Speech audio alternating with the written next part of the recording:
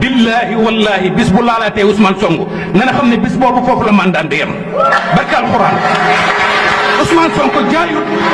mayewut leblewut te sarxewuñ ko tey sarxewuñ ko mooy avenir u Sénégal xam nañ ne li fi nekk 1960 ba léegi ronga ñi baadoola mooy seen cere buur Ousmane Sonko mooy ki nga xamante ne moo war a ñëw pour jëlee fi loolu. ak sénégalais foo mun ci nekk ci Sénégal ak suñu mbokk yi nekk ci diaspora yi est-ce que pare ngeen